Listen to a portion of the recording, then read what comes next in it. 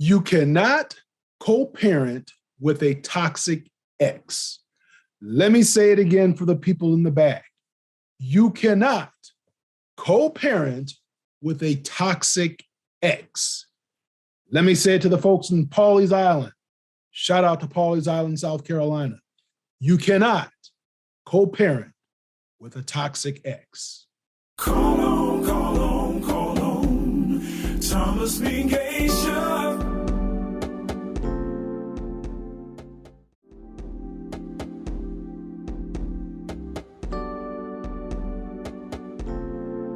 He will fight for your rights with all of his might. He's Mingation. Hello and welcome to the Counselor's Corner. I'm Tom Mingation. I received an email from someone the other day, and for those of y'all who don't know, I used to practice law, and one of the areas that I practiced for over a decade, specifically in the area of family law, divorce, child custody, child support issues, anything dealing with family matters. And this viewer's question was, they are dealing with a toxic ex and there's children involved and they want to do the right thing. They want to co-parent and make the best decisions that are in the best interest of the child. And what I've learned over the decade of practicing law in the area of family law is that out of the hundreds of divorces that I represented clients, either the mother or the father, and by the way, this is not a male or female issue. This is a toxic person issue. And what I've realized is that if you have another party that is not acting in good faith, you will have a very challenging time in co-parenting.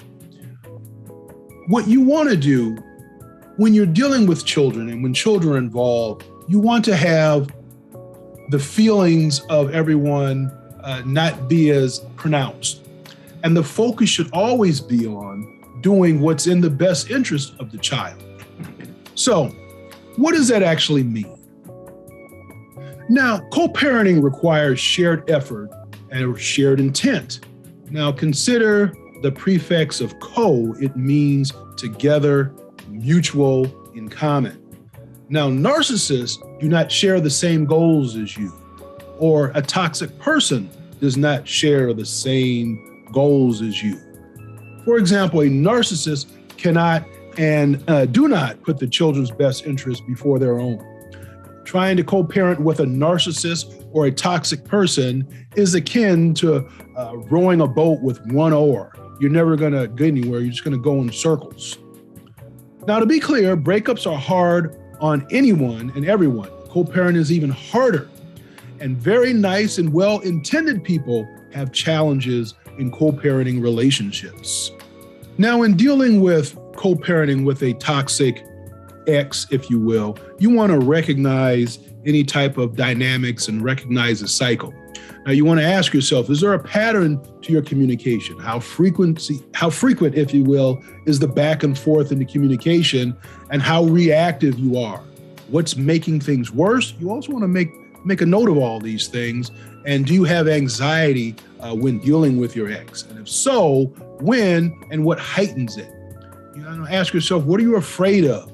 That is, may seem like a rhetorical question, but what are you afraid of, or failing as a person, or losing the child? Oftentimes, well-meaning people who want to do the right thing with the toxic parent oftentimes considers their relationship with their children paramount, and they tend to excuse negative behaviors. What you want to do when dealing with a toxic ex or a toxic parent, if you will, is you want to establish new boundaries. You only want to communicate via email or any type of parenting apps. There's various parenting apps out there. None of them are paying me, so I'm not going to mention them. So look it up for yourself. there are parenting apps out there that, will give read receipts. So if the other party doesn't think that, or say that they found out about something, oftentimes, they will mark and control. They will mark and prove and show that that has been taken care of. Now, one thing that you want to do, and believe it or not, there are people out there who don't have these things, is that if you don't have a court order in place, you want to file one and get that done sooner rather than later. You want to take the time to plan out what you want.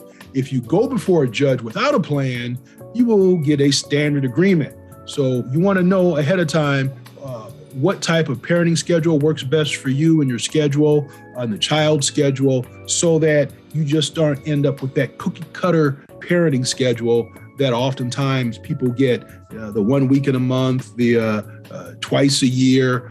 I would encourage you to kind of work out a plan and a strategy ahead of time. Now, one thing you need to understand, that when you're co-parenting with a toxic ex, you should expect your ex to break it. That is why it is very important that you have a very detailed plan in place, because not if they break it, but when they break it, you'll be able to go before a court and lay out your grievances. Something else you should understand is that your ex may try to compete with you, but remember, do not engage.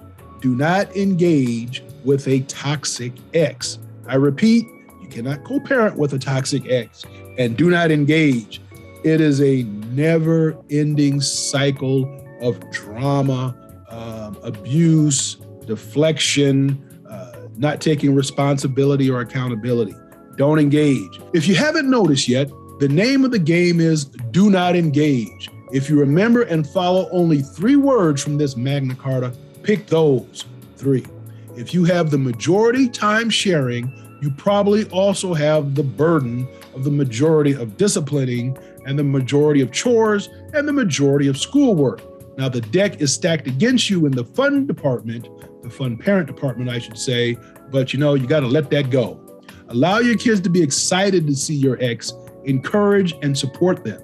Now, oftentimes, you have what is known as parental alienation, and that is not just about saying the other parent is a horrible parent, but it's these little passive-aggressive, microaggressive statements that often are made by one of the parents as it relates to the other parent.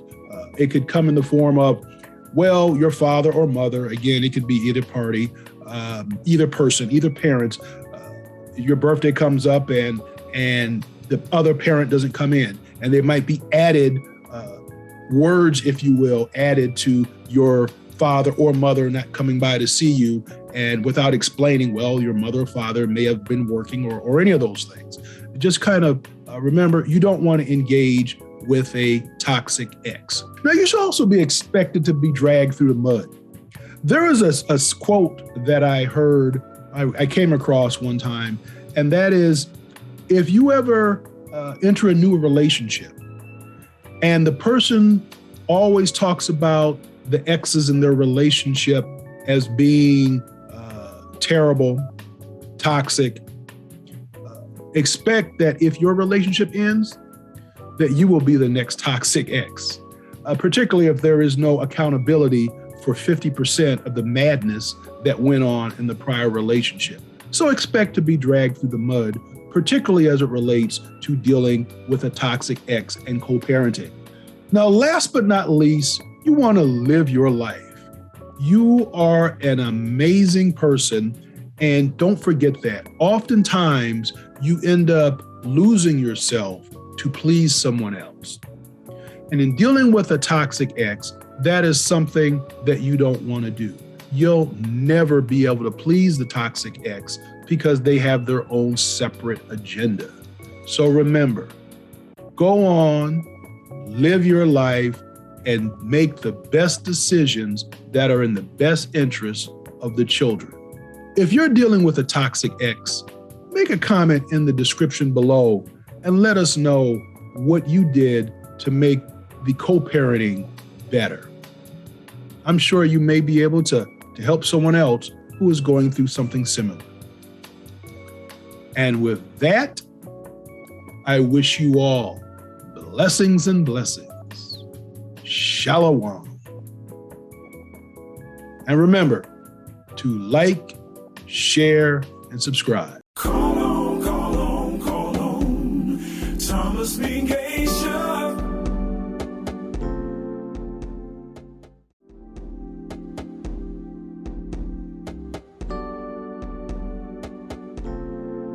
He will fight for your rights with all of his might. He's Mingation.